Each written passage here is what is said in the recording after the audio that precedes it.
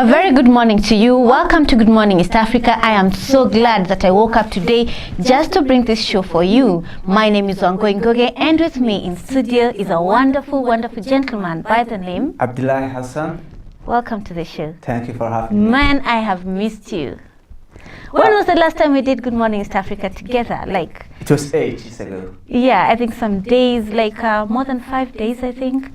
Well, I have missed you, and I would like to ask you a question. If you were an animal, which animal would you choose to be? Well, that's an easy one. I will be a lion. Why a lion? Well, lion is the king of the jungle, so I suppose I should be the king in this studio. Really? You would love to be the king of CBA TV? In this studio, for instance. Well, do you know what animal I would like to be? Okay, what would you like to be? I would like to be a chicken and quack and lay eggs. Yes. I would love to be a chicken. A chicken? Yes, and of all the animals, majestic animals God created, you want to be a chicken. Let me tell you, this year 2019, being a chicken is the most amazing thing that can ever happen to any human being alive. Okay. Yes. You know why? Scientists have discovered that chicken can lay eggs that can cure certain diseases such as arthritis and cancer. Okay, so you want to cure cancer by laying eggs? Yeah, there's no cure for cancer, and a lot of people are suffering from cancer. So being a chicken would make me very royal and very, very respected because I'm giving solutions to problems that people are facing. Well, I don't think the feminists will like a woman, a lady, to call herself, I want to be a chicken. A chicken is pretty. And it has a beautiful voice, it quacks. I don't want to be a cock, I want to be a chicken. Because a chicken is pretty in a way, and it lays yummy eggs. Okay, that doesn't make sense. So how does this work? How does this cure for cancer with eggs? It's going to work. Well, scientists have discovered that genetically modified chicken can lay eggs which contain a drug that can cure arthritis and cancer. And guess what? Making these drugs would be so expensive if they were manufactured in a factory as compared to if they were laid by a chicken. Well, growing chickens is way easier than manufacturing. That's true for a fact. Yeah. You just need a pan and a couple of hens. Yeah, and food, chicken mash, and water, and just clean the pan. It's much easier than having a factory where you have to invest in machinery, human labor. There's so much that goes into building a factory, and even the production process itself, it's really expensive. But here comes a chicken, a simple chicken. This chicken is genetically modified in such a way that it lays the eggs, and then the eggs contain a certain type of protein. I think that's an alpha-2A, which has antiviral and anti-cancer effects. Yeah. And do you know how many times one chicken, how many times it lays eggs in a year? Around 300 times. 300 times? Yes. So that means there are more chicken population than people. No, egg population. Anyway, if one chicken can lay up to 300 eggs, how about having 1,000 chicken, for instance? Do you know it's possible for a single farmer to raise even more than 1,000 layer chicken in a small piece of farm? Because you see the way they construct the houses. You can even construct them you build them on top of each other, and you're able to raise so many chicken. So you will take, I guess, instead of a pill, you will take just a normal egg, and that will be your medication. Yes, consuming that egg helps to cure these diseases such as arthritis and cancer, because cancer kind of multiplies. So this egg has this protein that inhibits the multiplication of these cells. So how humane is this treatment like? Are we torturing chickens by modifying their genes now? Not really. Actually, the chicken will have no idea that it is producing eggs for medication. The chicken will just be laying eggs normally. They will be living a normal life like any other chicken in any other part of the world. Just feed them, and they'll lay the eggs for you. And I suppose that children will not take their medication as they do now. No, I don't think so. And actually, do you know that even these things they are being given, this genetically modified whatever, it doesn't even affect the chicken's health. Like the chicken will live normally, it won't have any complications or chicken diseases and such stuff. Or is that what the scientists are telling us now? Yeah. Because you have to be skeptical about everything you are told. Well, we have to see how long this takes, and I think it's something we need to take up. Like even here in sub-Saharan Africa, we need to have those kinds of chicken because cancer is everywhere. It's a global problem. Yeah. I think this is kind of revolutionary because then you can have, instead of big pharmaceutical companies Yes. that have monopoly on production of medicine, small farmers and little farmers all over the world can produce these eggs. That's right. And I think this is a way of doing away with the challenges that people go through in production, because production is expensive. It is expensive. I think it's just the beginning because have they gone to try this on people, these new pills? Well, I'm not quite sure how many people have tried it, but I think they have already tested and they have proven that it actually works. That's very different news. And in another scientific breakthrough, China is building its own artificial sun. Artificial sun. Well, it's not as big as the sun or the other stars, but it is as hot as the sun. Actually, 6 times hotter than the sun. The sun is extremely hot already. I can imagine myself being like even a kilometer away from the sun. Like I will just melt and burn and die. So you're telling me of something they've discovered that is 6 times hotter than the sun. It's not discovered, it's made. Actually. It's made, like it's already existing. Yeah, in a reactor that's few meters long and few meters wide. Yeah. They have reached temperatures of 100 million Celsius. 100 million Celsius. That's around 6 times hotter than the core of the sun. When it's 32 degrees here in Hargeisa, like you burn up, you just want ice cream, you just want ice cubes all over you. So how are these people managing to produce this amount of heat? Well, it's nuclear, thermonuclear. It's actually a nuclear fusion reactor, and their aim is to produce clean energy from nuclear fusion.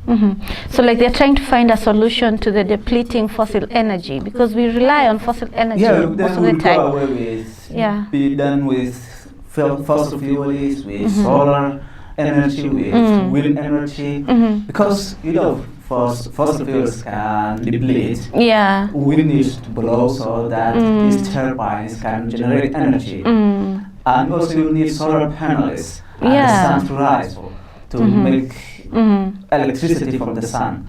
But this fusion, it's all over the place. It's just you get electrons and atoms, fuse them, which is actually easier said than done, and then you will have this magnificent amount of energy. So I'm trying to imagine it's like they're bringing 2 atoms together, and there's a process like when the atoms come together they produce energy, like when they're forming one single atom. So I think that's the technology they're using. The technology is that nuclear fusion, which naturally happens in the core of the sun, with billions of pressure quantities and huge amount of temperatures. But they are only using temperature now and heat to merge 2 atoms, to combine 2 atoms and make bigger atom, and in the process release a great amount of energy. That energy will be used for electricity. This is awesome news. I'm trying to imagine the people in Antarctica, the coldest continent in the world. They do not see the sun. Actually, they can stay for months without even seeing a single ray of sun. And it's extremely cold there. I think this is the kind of technology we need in such a place, to warm up houses, because maybe there are things that are still undiscovered in the Antarctica, minerals and such stuff. Technology is at its beginning right now. This is only an experimental reactor. Also, there is this international thermonuclear experimental project, which 35 countries are collaborating on. So still we are learning how we can design these reactors that can work on a big scale. How come China is always among the first countries to make discoveries? Like, They are doing so many discoveries. Like, is it China ahead of us? Like, how many, I'm trying to imagine, how many years will it take for countries in East Africa to reach where China is? I think China is ahead of us more than 100 years, I guess.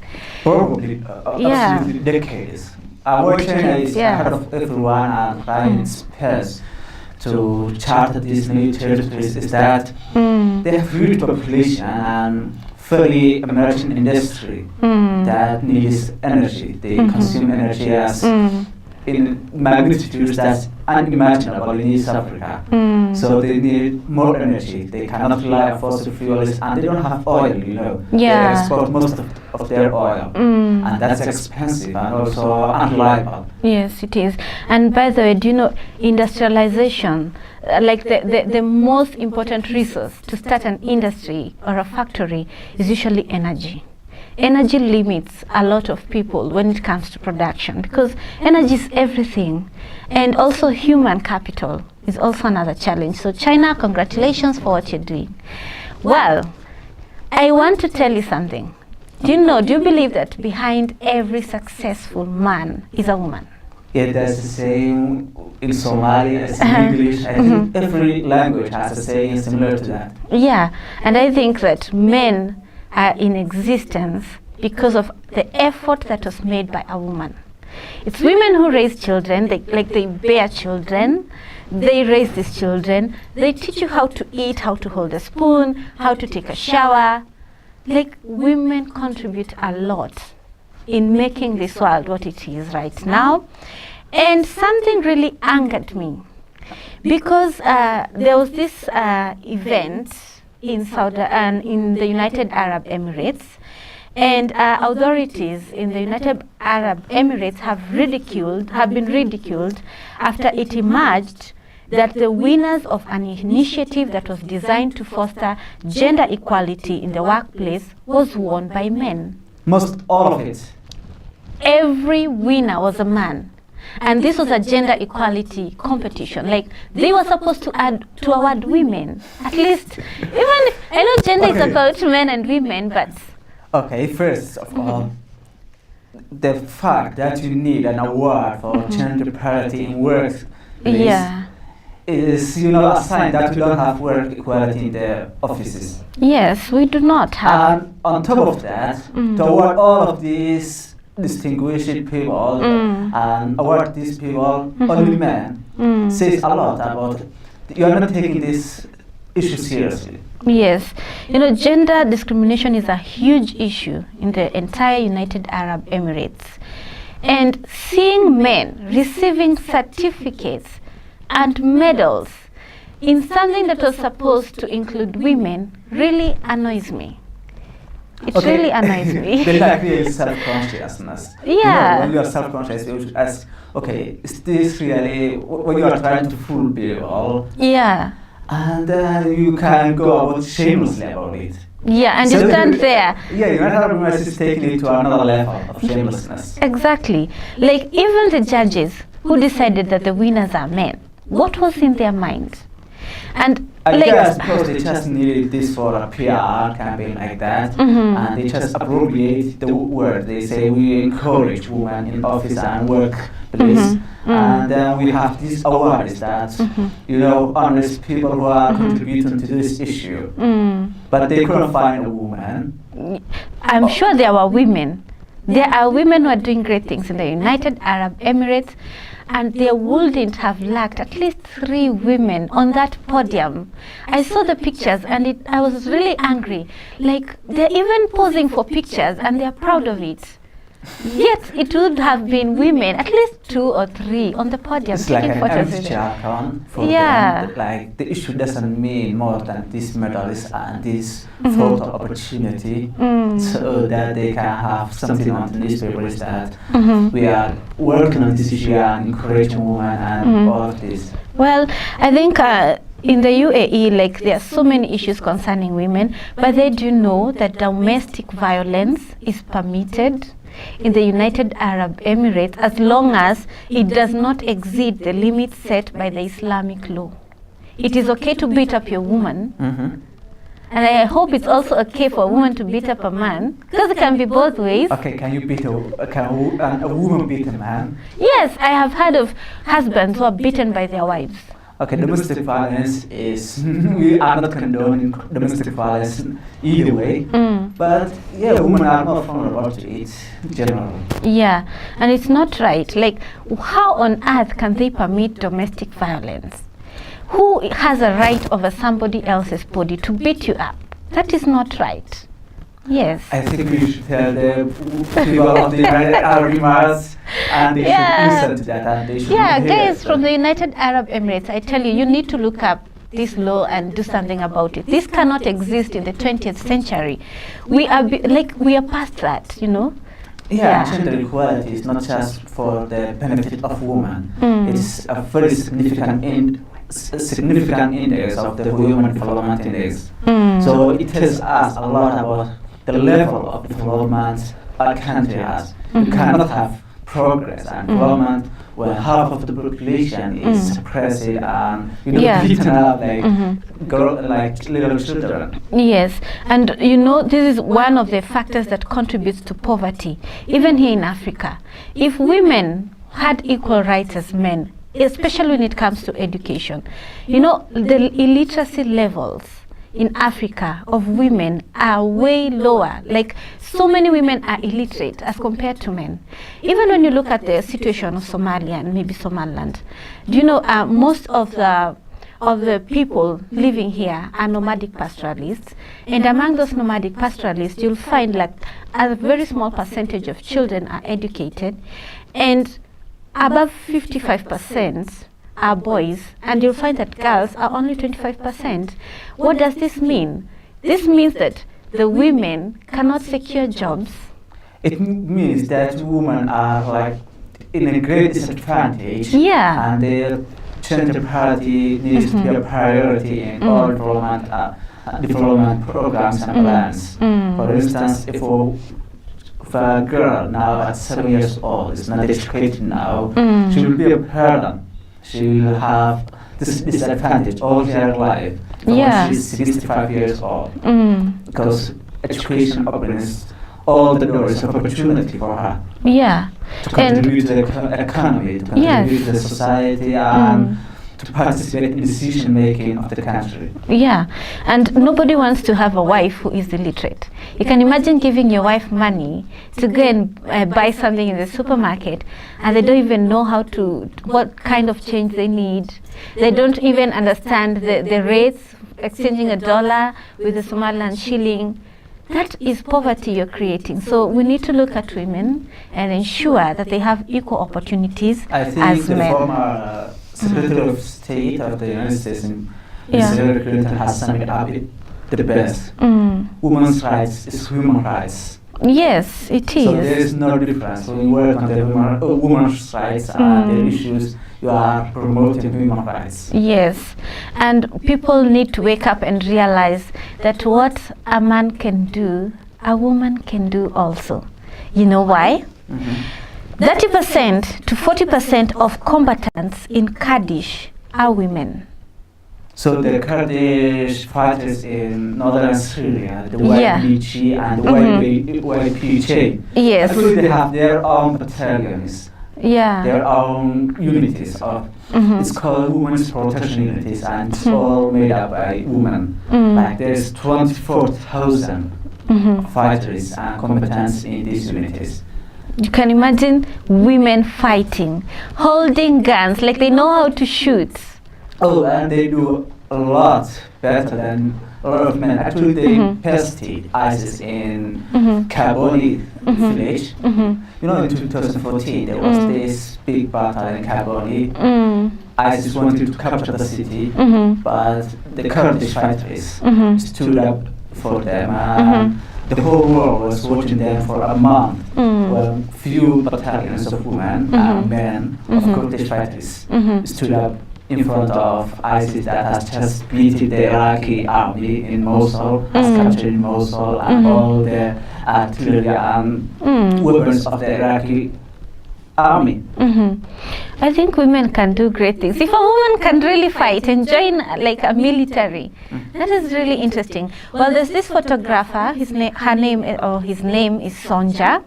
So Sonja Hamad felt that images taken of these Kurdish combatants, female fighters, did not do the women justice, because the photos just portray them equally as men. Like the pictures did not say anything about the women as individuals.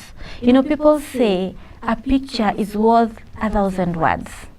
So when you take photos of these women, just like you will take men, like there's nothing that is telling about their story. So this photographer started taking now better pictures I think of we these should women. have a look at these wonderful, brave women who are fighting to defend their homelands.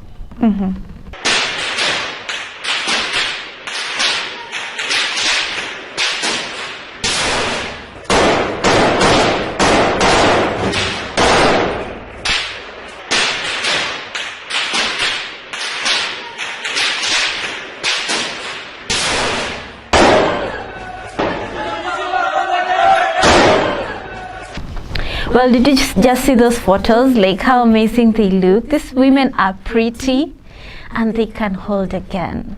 What kind of power is this? Well, actually, I think they are forced to do this.